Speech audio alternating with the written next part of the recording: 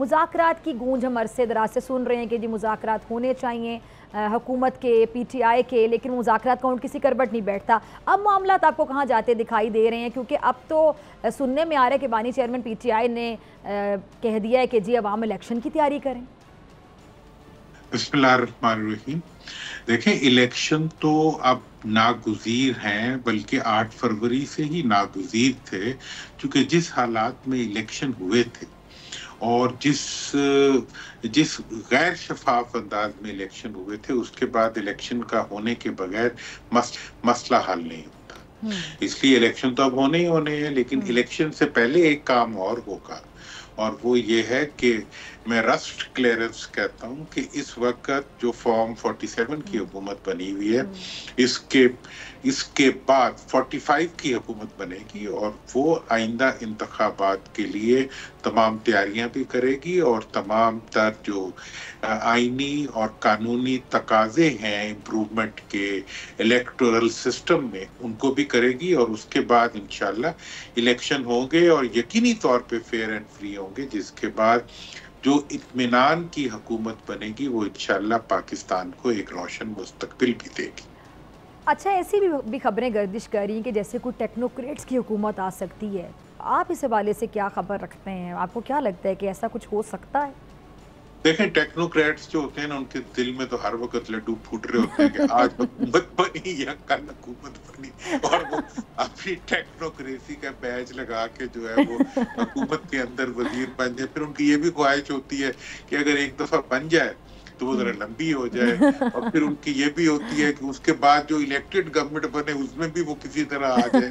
تو یہ تو ان کا حق ہے خواہش رکھنے کا. پھر خواہش اور حق پورا ہوتا دکھائی دیتا ہے یا نہیں دیتا ہے؟ مجھے تو نہ اگلی عبوری حکومت نظر آ رہی ہے اور نہ ہی ٹیکنوکریٹس کی گورنمنٹ نظر آ رہی ہے. مجھے تو صرف اور صرف عوام کی منتخب حکومت ہی نظر آ رہی ہے، اور وہ بنے گی تو مسئلہ حل ہوگا، ورنہ یہ جو غیر منتخب چوری شدہ ڈاکہ شدہ حکومتیں جو ہیں، یہ عوام کے نہ مسائل حل کر سکتی ہیں، نہ عوام کے ایشوز کو ایڈریس کر سکتی.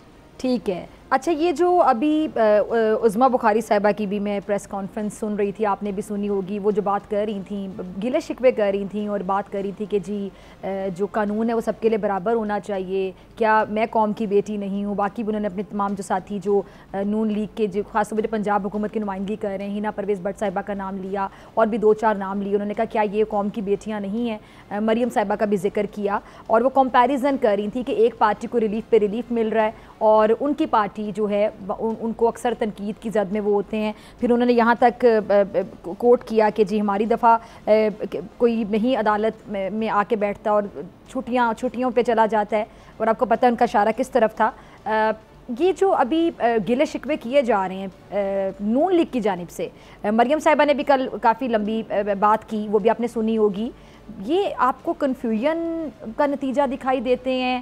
کسی قسم کی کوئی فرسٹریشن ہے یا کیا نظر آتا ہے؟ وہ اب دیکھیں، یہ تو ہمارے خیر اپنے بچے ہیں جو باتیں کر رہے ہیں، لیکن ویسے وہ ایک محاورہ ہے کہ چور کی داڑھی میں تنکا. ٹھیک ہے، بات اس میں یہ ہے کہ اس وقت آپ ایک ایسی حکومت پہ بیٹھے ہوئے ہیں جس کا مینڈیٹ آپ کو عوام نے نہیں دیا. اس کے بعد آپ ایک ہیجانی کیفیت میں مرکز میں بھی دیکھتا ہوں کہ وزراء جو ہیں وہ ایک ہیجانی کیفیت میں عدالتوں کے خلاف جو ہے وہ ایسے باتیں کر رہے ہوتے ہیں.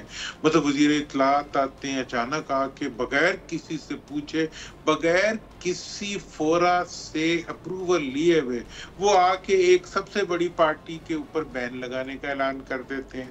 اس کے بعد دوسرے صاحب آتے ہیں، وہ کوئی اور اعلان کر. مطلب یہ ہو گیا ہے کہ آپ کیا مہنگائی سے لڑنا چاہتے ہیں، آپ کیا ملک کی معیشت کو بحال کرنا چاہتے ہیں، یا آپ عوام سے لڑیں گے، عدالتوں سے لڑیں گے، ووٹر سے لڑیں گے، اپوزیشن سے لڑیں گے؟ آپ صرف لڑائی کریں گے. اور ایک سوال یہ بھی ذہن میں آتا ہے کہ آپس میں کیا آپ کی کوارڈینیشن نہیں ہے کہ ایک آپ کے وفاقی وزیر یہ بات کر رہے ہیں اور بڑے یقین کے ساتھ وہ بات کر رہے ہیں پابندی والی، اور اس کے بعد پھر کوئی اور بیان آ جاتا ہے تو وہ کنفیوژن کو کریٹ کیا جاتا ہے.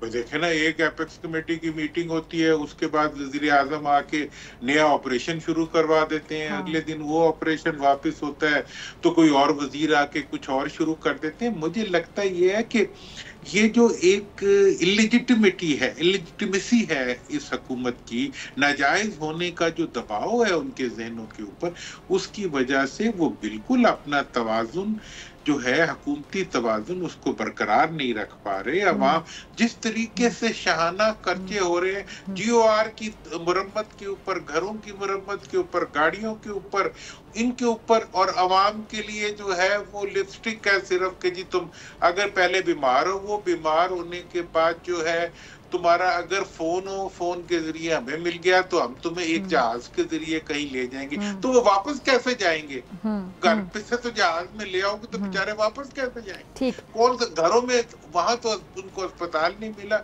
और अब आप मतलब ये है कि ये जो कॉस्मेटिक हो रहा है, कॉस्मेटिक्स के नतीजे में और इश्तिहारात के नतीजे में, मैं तो पहले ही कह रहा हूँ कि एक फिल्म चलाई जा रही है कामयाब हुकूमत की।